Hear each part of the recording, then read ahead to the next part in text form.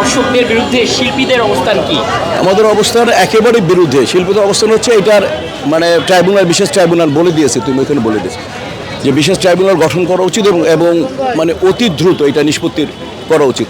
নাহলে মানে যাতে এমন মানে দৃষ্টান্ত স্থাপন করা উচিত যাতে অন্যরা একবার না 10বার ভাবে যে এই ক্রাইম করার আগে আমাদের কি শাস্তি হতে পারে। আমরা তো বিভিন্ন সময় দেখেছি যে বিভিন্ন অনাচার বা বিভিন্ন সময় শিল্পীদের অবস্থান সব সময় সম্মুখভাগে ছিল। তো এই প্রসঙ্গে যদি কিছু বলতেন। জি হ্যাঁ, যেহেতু দেখেন মানে শিল্পী বলেন, আপনার সাংবাদিক বলেন, আমরা তো বলা হয় আমাদেরকে সমাজের আমরা একটা ছায়া বা রিফ্লেকশন, তো আমাদের উপর তো একই রিফ্লেকশন আসছে। দেখেন আজকে আপনি যে অবস্থানে আছেন, আপনি সবিজে কাজ করেন, আমি সবিজে কাজ করি, তো আমাদেরকে তো একটু বলতেই হবে, তাই না? আপনি দেখেন আপনার পরিবার বলছে, সমস্তই পরিবার বলছে, কিন্তু সবাই বলবে না। সবাই কবিতা আবৃত্তি করবে কিন্তু কবি সবাই হবে না। তো আমরা যারা আমাদের এই দায়িত্বটা আমাদের উপর পড়েছে তারা যাতে আমাদের প্রত্যেকে আমাদের জায়গা থেকে সবাই সোচ্চার থাকি এবং আমরা চাই যে এটা ইমিডিয়েটলি বিশেষ ট্রাইব্যুনাল গঠন করে সমস্ত ধর্ষণ এবং ধর্ষণ সংক্রান্ত যত মহিলা এরকম নারীদের যারা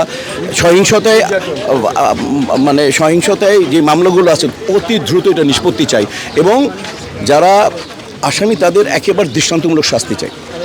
ধর্ষণ বাদেও দেশে বিভিন্ন জায়গায় নানা ধরনের বিশৃঙ্খলা হচ্ছে, বিশেষ করে হত্যা থেকে শুরু করে নানা ধরনের, এই বিষয়ে আসলে আপনাদের অবস্থান কি? না, এটা আলাদা। দেখেন এটা তো দেশে ইনশাআল্লাহ আইন শৃঙ্খলা বাহিনী আছে, এখানে ওনারা দেখতেছেন এবং আশা করি ওনারা আরও ভালোভাবে দেখবেন, তারা চেষ্টা করতেছেন। তবে চেষ্টাটা হয় আরও ভালোভাবে হওয়া উচিত, কারণ আমরা প্রত্যেকে অ্যাটলিস্ট নিরাপত্তা চাই। আমরা বাসায় থেকে যখন বের হই, নিরাপদে বের হই নিজের বাসা থেকে, প্রত্যেকটা মা, প্রত্যেকটা সন্তান, প্রত্যেকটা নাগরিক চাবে আবার বাসায় নিরাপদভাবে ফিরে আসতে। তো এটা আমরা সবাই চাই। হ্যাঁ, এখন একটু যে প্রবলেমগুলো হচ্ছে এগুলো আমরা এর থেকে আরও একটু শৃঙ্খলা চাই, দেশে সবাই আমরা চাই যে ঘটনাগুলো ঘটতেছে এটা তো আমরা সবাই জানি, অবগত। এবং আমি বিশেষভাবে আমার শ্রদ্ধা আছে যারা আইন শৃঙ্খলা রক্ষাকারী বাহিনী, যারা এখন অ্যাডভাইজার, তারা যথেষ্ট চেষ্টা করতেছেন এবং স্বাভাবিকভাবে একটা ট্রানজ্যাকশন যখন পিরিয়ড যায় তখন একটু টাইম দিতে হয়।